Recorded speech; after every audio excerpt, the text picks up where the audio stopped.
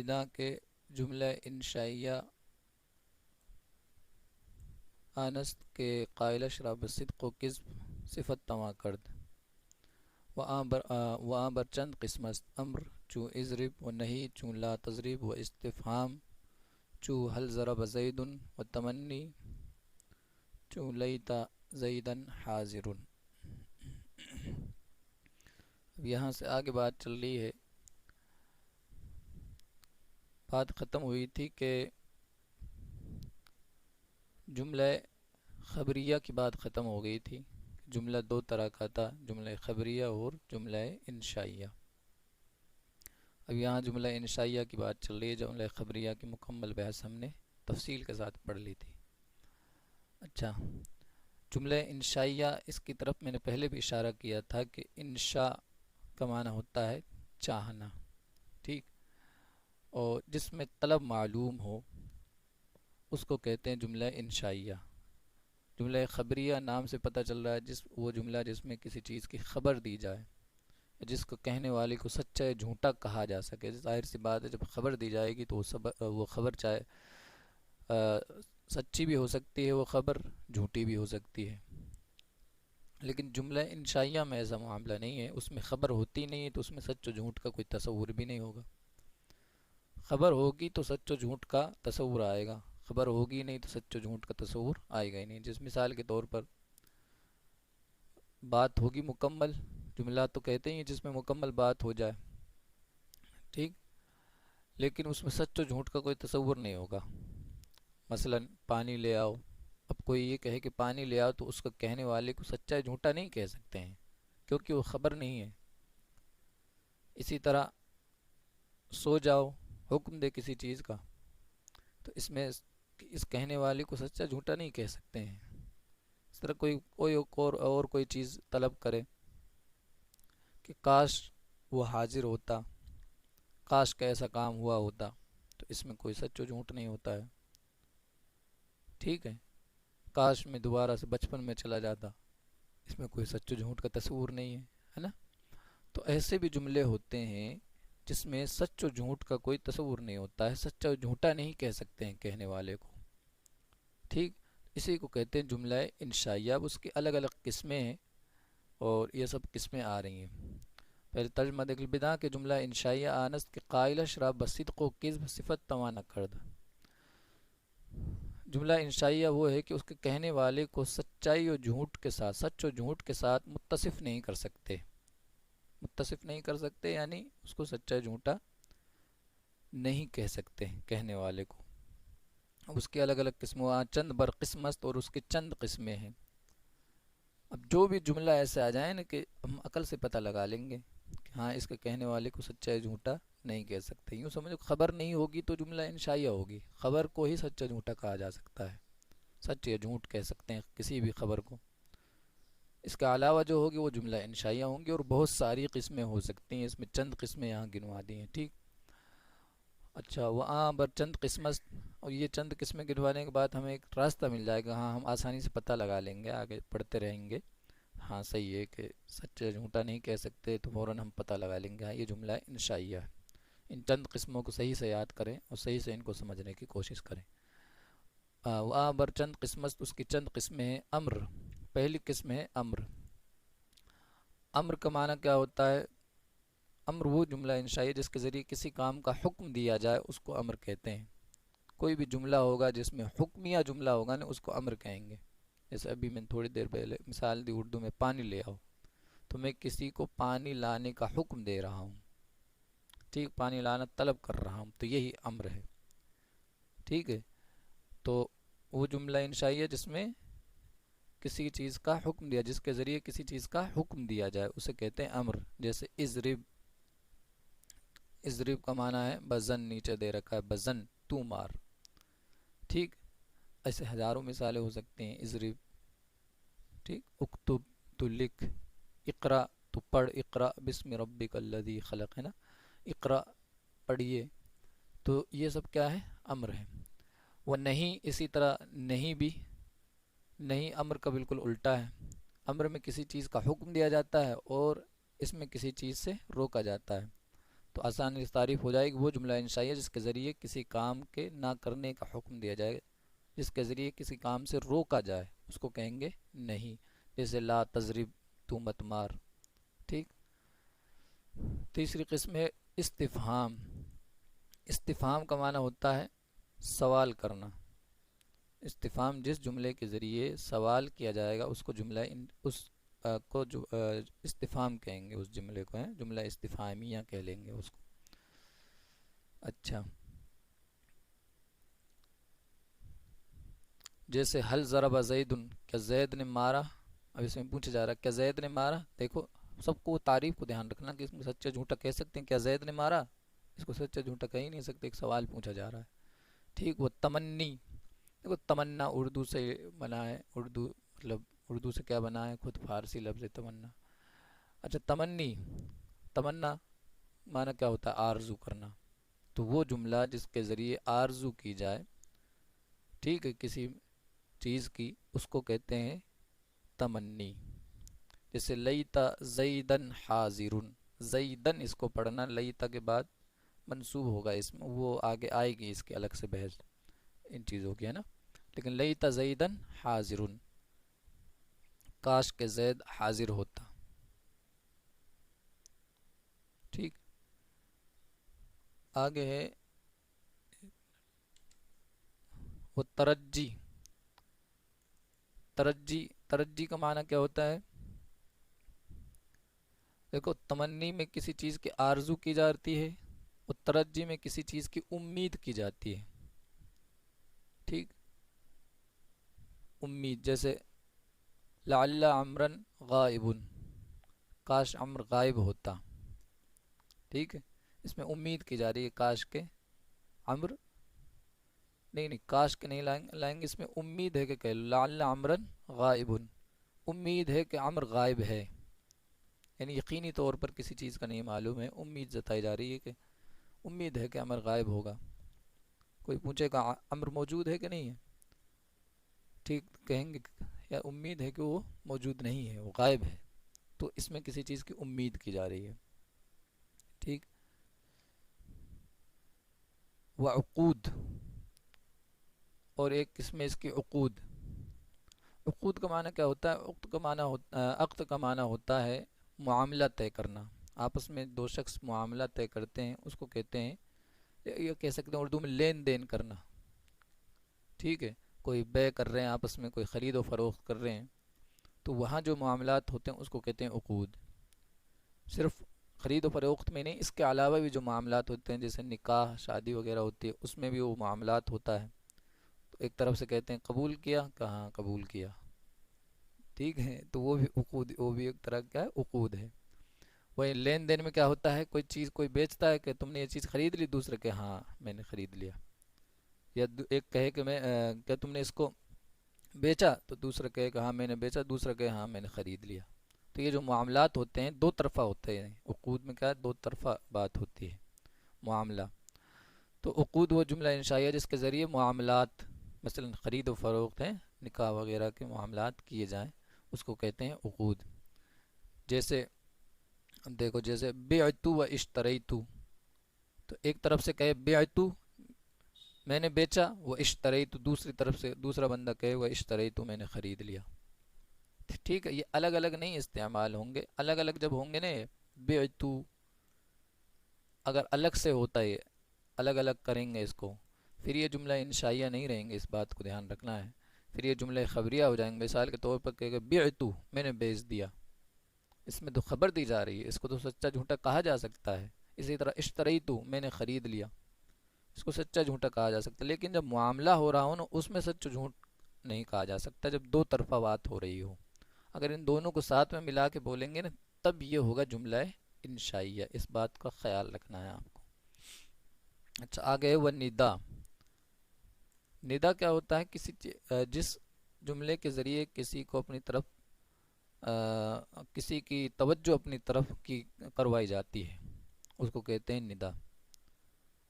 ٹھیک, اس میں حرف ندا آئیں گے, حرف ندا کی الگ سے بحث بھی آئے گی اسی کتاب میں. لیکن ندا جملہ ندائیہ کہہ سکتے ہیں اس کو, جس میں حرف ندا کے ذریعے کسی کو اپنی طرف متوجہ کیا جائے، ہے نا، کسی کو اپنی طرف متوجہ کیا جائے، کسی کی توجہ اپنی طرف کروائی جائے، اس کو کہیں گے ندا، یہ جملہ ندائیہ کہہ سکتے ہیں ہم اس کو، جیسے یا اللہ، ٹھیک، یا اللہ کی مثال دی، اس کے علاوہ اور بھی یا اللہ، ہے نا، اسی طرح کوئی اور بھی مثال دی جا سکتی ہے، یا زیدو، کسی کی توجہ اپنی طرف نہیں ہے تو کہیں گے یا زیدو، یعنی مطلب کیا ہے، میں اپنے زید کو اپنی طرف متوجہ کرنا چاہ رہا ہوں، ٹھیک، یا کوئی بھی شخص کسی کو ہم پکاریں گے تو یا کے ذریعے پکاریں گے، ٹھیک، تو کسی کی توجہ اپنی طرف مبذول کرائی جاتی ہے حرف ندا کے ذریعے، اس کو بھی جملہ انشائیہ کہتے ہیں۔ مثال کے طور پر کسی کو پکارا جائے یا زیدو، اب یہ تھوڑے کہیں گے کہ یار جھوٹ بول رہا ہے، کیونکہ اس میں سچے جھوٹ کا کوئی تصور ہی نہیں ہے، جملہ انشائیہ۔ و عرض، اگلا ہے عرض، وہ جملہ انشائیہ جس کے ذریعے نرمی کے ساتھ کسی کام کی رغبت دلائی جائے۔ عرض نہیں کرتے ہیں، عرض کر رہا ہوں میں آپ کی بارگاہ میں، عرض کر رہا ہوں، ہے نا، یعنی کسی چیز کی کوئی بات کہنا چاہ رہا ہے، رغبت دلا رہا ہے کسی چیز کی، جیسے دیکھو، چوں الا تنزل بنا فتصیب خیرا، مطلب اس کا یہ ہے کہ آپ ہمارے گھر پہ کیوں نہیں آتے کہ آپ کو بھلائی پہنچے، الا تنزل بنا، آپ ہمارے پاس کیوں نہیں ٹھہرتے کہ آپ کو کوئی بھلائی پائیں، یعنی ابھی اس کو رغبت دے، آپ ہمارے پاس تشریف لائیے، آپ کو ہم بڑی مہمان نوازی کریں گے، یہ عرض کر رہے ہیں، کوئی بڑے حضرت کی بارگاہ میں جیسے عرض کیا جاتا ہے نا کہ حضرت ہمارے گھر پر آپ تشریف لائیے، انشاءاللہ آپ کی بڑھیا مہمان نوازی کریں گے، بریانی سریانی کھلائیں گے آپ کو، تو یہ کیا عرض ہوتا ہے نا، کسی کی بارگاہ پیش کرنا۔ وہ قسم، ایک قسم ہے نا، اب آگے جملہ قسمیہ، اس میں قسم کے ذریعے بات کہی جاتی ہے، قسم کھا کر کوئی بات کہی جاتی ہے، کسی بات پر قسم کھائی جائے تو وہ جملہ انشائیہ قسمیہ ہوگا نا، قسم والا جملہ۔ واللہ لأضربن زیدا، پورا ایک ساتھ اس کو بولیں گے نا تبھی ہوگا، ہے نا، واللہ لأضربن زیدا، واللہ، واللہ کا معنی ہوتا ہے اللہ کی قسم، لأضربن زیدا، میں ضرور زید کو ماروں گا، اس میں قسم کھا کر ایک بات کہی جا رہی ہے، تو یہ بھی کیا ہے، جملہ ہے انشائیہ۔ اچھا، والتعجب، ایک قسم والے میں کچھ چیزیں دھیان رکھ سکتے ہو آپ، ایک تو ہوتا ہے حرف قسم، یہ جو واو ہے اس کو کہتے ہیں حرف قسم، ٹھیک، اور جس پر حرف قسم آتی ہے اس کو کہتے ہیں مقسم بھی، تھوڑا کٹھن ہو جائے گا اس لیے میں اس کی طرف جانا نہیں چاہتا، بہرحال میں بتاتا ہوں، حرف قسم وہ حرف جس کے ذریعے قسم کھائی جاتی ہے اس کو کہتے ہیں حرف قسم، جیسے واو ہے، اور جس پر یہ حرف قسم داخل ہوتا ہے نا اس کو کہتے ہیں مقسم بھی، ٹھیک ہے، اور جس بات پر قسم کھائی جاتی ہے اس کو کہتے ہیں مقسم علیہ، اور اس کو جواب قسم بھی کہتے ہیں، دھیان رکھنا ہے نا، اس کو جواب قسم بھی کہتے ہیں، جیسے کہیں اللہ کی قسم، بات پوری نہیں ہوئی، اللہ کی قسم صرف اتنا کوئی کہے، پھر پھر اب انتظار رہتا ہے کہ کس بات پر قسم کھا رہا ہے، تو جس بات پہ قسم کھائی جاتی ہے نا اس کو کہتے ہیں جواب قسم یا مقسم علیہ، ٹھیک، تو یہ بہرحال یہ قسم وغیرہ کی بحث آگے بھی آئیں گی تو اور سمجھ لے گا اس کو، ابھی میں نے تھوڑا سا اشارہ کر دیا ہے، یہ جملہ انشائیہ ہے، واللہ لأضربن زیدا میں، واللہ، اللہ کی قسم، واللہ ہی پڑھنا ہے اس کو، ہے، جو قسم والے جو حرف ہوتے ہیں، حروف اقسام کہہ سکتے ہیں ان کو، قسم والے حروف، اس کی وجہ سے زیر پڑھا جاتا ہے، یہ کہہ سکتے ہیں ہم، جس پر یہ حرف قسم آئیں گے اس کو زیر کے ساتھ پڑھیں گے، مجرور ہو جائے گا وہ، واللہ پڑھیں گے اب اس کو، واللہ لأضربن زیدا۔ وتعجب، تعجب ویسے ہی سمجھ میں آ رہا ہے، کسی بات پر تعجب کیا جائے، حیرانگی کا اظہار کیا جائے جس جملے کے ذریعے، اس کو کہیں گے تعجب، وہ جملہ انشاء ہے جس کے ذریعے حیرت کا اظہار کیا جائے، ٹھیک ہے، حیرت کو ظاہر کیا جائے، اور عربی میں اس کے دو صیغے آتے ہیں، دو لفظی ہیں اس کے، دو بناوٹیں ہیں، صیغے کا معنی ہوتا ہے بناوٹ، دو حیت، دو شکل اس کے لیے استعمال ہوتی ہے عربی میں، ایک ہے ما احسنہ، احسن بھی یعنی ما افعلہ، اس کے وزن پر آئیں گے ما افعلہ، جیسے ما احسنہ، اور ہے افعل بھی جیسے احسن بھی، یہ دو ہی صیغے ہیں اس کے لیے مشہور ہیں، وہ تعجب بہرحال عربی میں تعجب کے دو صیغے ہیں، ما افعلہ جس سے ما احسنہ، ما احسنہ و احسن بھی کا معنی یہ احسنہ کسی کی طرف لوٹ رہی ہے، ضمیر ہے یہ، کسی کی طرف اس کو لوٹا دو. جیسے ما احسنہ کے بجائے ہم کہیں ما احسن زیدن، ٹھیک ہے، زید کتنا حسین ہے. وہ احسن بھی کا معنی یہی ہوگا وہ کتنا حسین ہے. تو ما احسنہ کا معنی ہے وہ کتنا حسین ہے، یعنی تعجب کے طور پر کہ یار وہ کتنا خوبصورت ہے. دونوں کا معنی ہے کہ یہ بہت خوبصورت یار وہ کتنا خوبصورت ہے، وہ بہت خوبصورت ہے، یعنی کتنا، یہ تعجب کا اظہار کیا جا رہا ہے. تو اسی کو کہتے ہیں جملہ انشائیہ تعجبیہ کہہ سکتے ہیں ہم اس کو، ہے نا، وہ جس کے ذریعے تعجب کا اظہار کیا جائے. تو یہ 10 ایک قسمیں تھی یہ جملہ انشائیہ کی بحث ہم نے پڑھی. جملہ انشائیہ جس کو کہنے والے کو سچا یا جھوٹا نہیں کہا جا سکتا اس کو جملہ انشائیہ کہتے ہیں. اس کی پھر 10 قسمیں آئیں: امر، نہیں، استفہام، تمنی، ترجی، عقود، عرض، قسم، ٹھیک ہے، اور تعجب. یہ 10 قسمیں تھیں اس کی، ان کو بڑی طرح سے سمجھ لیں. اور اب ہم مشق کی طرف چلتے ہیں. یہ ہمارا مشق والا سسٹم آ گیا.